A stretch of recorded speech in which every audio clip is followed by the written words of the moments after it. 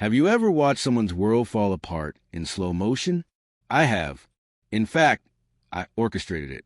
Right now, I'm sitting in my parked car across from LeBlanc, the most expensive restaurant in town.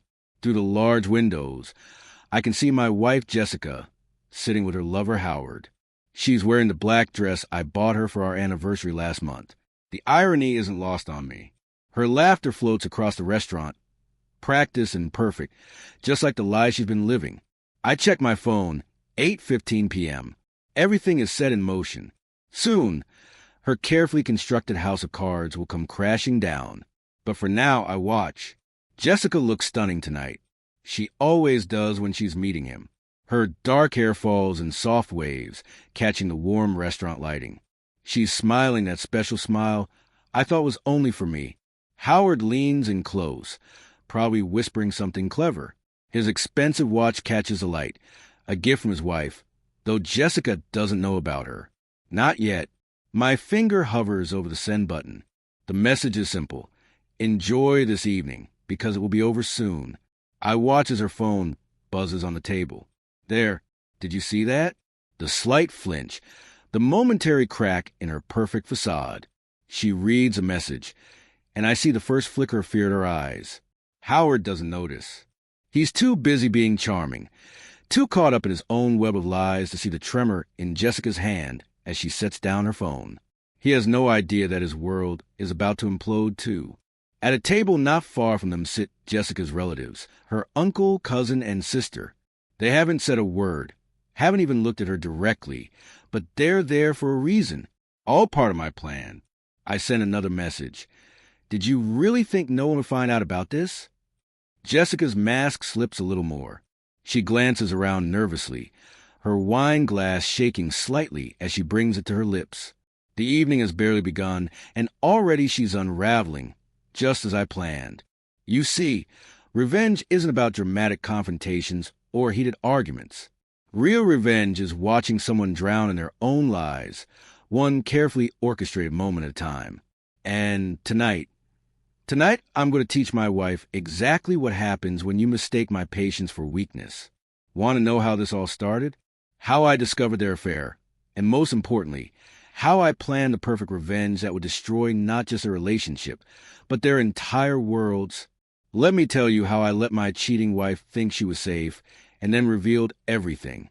Let me take you back to where it all began, the moment that shattered my trust and set this revenge plan in motion. It started with a scent. 1 month ago, Jessica came home late from what she called a dinner with friends. The clock read 11:45 p.m., and something was different. When she leaned in to kiss me goodnight, I caught it. An unfamiliar cologne, expensive and distinctly masculine. Hermes, if I'm not mistaken. I know because I considered buying it once, but I hadn't, and that scent lingered on my wife's clothes. Most men would have exploded right there, demanded answers, created a scene. But I'm not most men. 20 years in corporate law taught me one thing. Patience reveals what emotion conceals. So I said nothing, just returned her kiss and watched as she disappeared into our bathroom. That night, I lay awake, my mind racing. 6 years of marriage, countless promises, dreams of starting a family, all potentially undone by a scent that didn't belong. But instead of confrontation, I chose observation. And oh, what a performance I witnessed over the next few weeks. Jessica thought she was being clever. She'd delete her messages, take calls in another room, always keep her phone face down. But she missed the small details, like how she'd smile at her phone when she thought I wasn't looking, the way she started dressing up for client meetings that never appeared in her work calendar, the extra hour at the gym that her fitness app never recorded. I started keeping a log. Tuesday, 7 p.m., dinner with Sarah, but Sarah posted pictures at a family dinner across town. Friday, 2 p.m., client meeting, yet her office confirmed no meetings were scheduled. Little lies piling up like evidence in a case I never wanted to build. Then came the credit card statements. LeBlanc restaurant, uptown boutiques, a hotel bar, all during time she was supposedly elsewhere. Each discovery was a knife twist, but I maintained my composure, played the role of the trusting husband perfectly. I hired a private investigator, not because I needed proof, but because I needed details. Howard's name came up within days. A corporate lawyer like myself, but with a reputation for taking risks. Married, I discovered, to a real estate mogul's daughter. He had more to lose than Jessica knew. The betrayal hurt, yes, but it also awakened something in me. A cold, calculating precision I usually reserve for my most complex cases.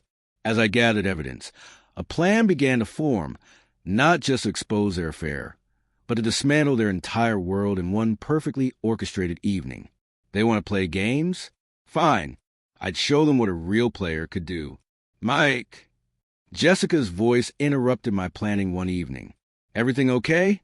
You seem distant lately. I smiled, the same way she smiled at her secret messages. Everything's perfect, I replied, and soon it would be, because revenge, like justice, is best served cold. The hardest part wasn't finding out about the affair. It was pretending I didn't know for weeks. I perfected the role of the oblivious husband while setting up the pieces of my revenge. Like a chess master, I knew timing would be everything. First, I reached out to Jessica's family. Her Uncle James had been like a father to her since her parents passed. I invited him for coffee one morning, bringing a thick manila envelope with me. I wish I didn't have to show you this, I said, sliding photos across the table. Jessica and Howard entering hotels, restaurant receipts, text message logs. Her uncle's hands trembled as he examined each piece of evidence. She's following her mother's footsteps, he muttered, his voice thick with disappointment. Jessica's mother had destroyed their family with an affair years ago. History was repeating itself. I need your help, I told him.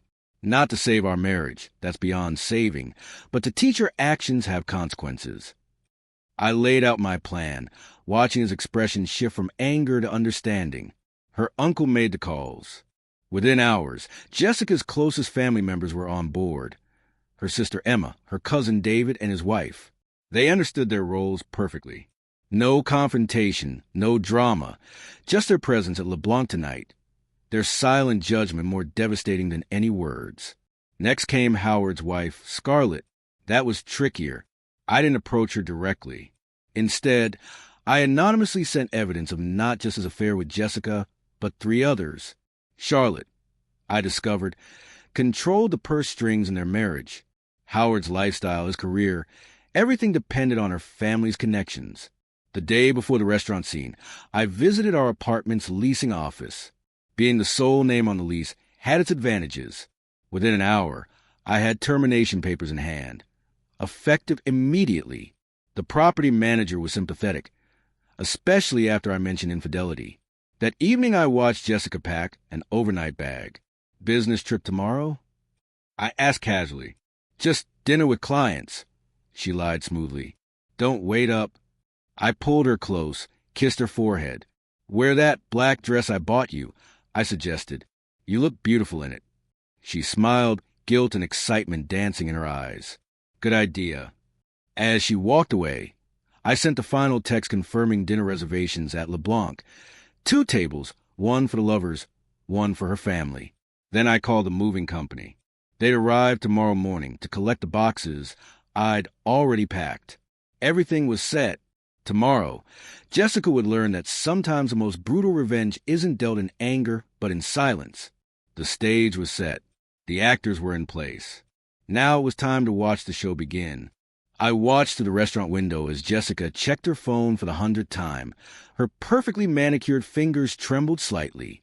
The first message I sent made her whole body stiffen. The truth always comes out, doesn't it? Howard was mid-telling some story about his latest court victory. He had no idea his own wife was about to destroy him. The second message hit Jessica's phone. Look to your left. Family always comes first, remember? I saw the exact moment she noticed them. Her Uncle James, Sister Emma, Cousin David, and his wife all sitting 3 tables away, their faces masks of disappointment. The wine glass in Jessica's hand shook so badly she had to set it down. Everything okay, beautiful? Howard asked, oblivious to the storm brewing around him. A third message buzzed. Did you really think no one would find out about the hotel meetings? Jessica's face went pale. She glanced at her family again, but they deliberately looked away. The silence was more devastating than any screaming match could have been. The restaurant's ambient noise seemed to mock the tension.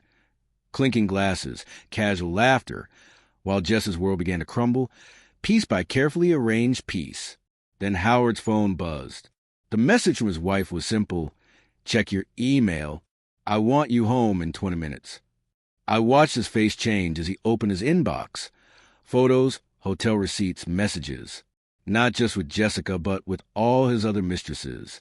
His perfectly crafted lie was unraveling. I have to go, Howard stammered, already standing. The confident lawyer was gone, replaced by a panicked man about to lose everything.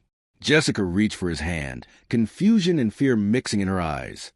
Howard, wait. But he was already throwing cash on the table, not even looking at her as he practically ran from the restaurant. My next message made her phone light up. Looks like your knight in shining armor just abandoned ship. Jessica's family stood up in unison, their chairs scraping against the floor. They walked past her table slowly, each one silence cutting deeper than words ever could. Her sister Emma paused briefly, placed a small envelope beside Jessica's wine glass. Inside was a photo of Jessica and Howard I'd given them, caught in an embrace outside that expensive hotel. The final message I sent made her hand shake so badly she almost dropped her phone. Don't bother coming home.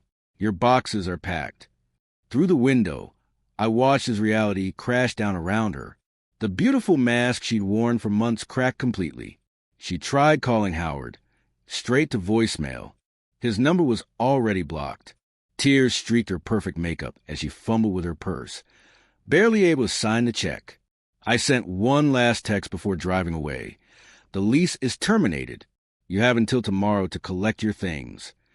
As I pulled away from the restaurant, I caught a glimpse of her in my rearview mirror. The strong, confident woman who thought she could play me for a fool, now broken and alone. The perfect revenge isn't served hot with anger and violence. It's served ice cold with precision and patience.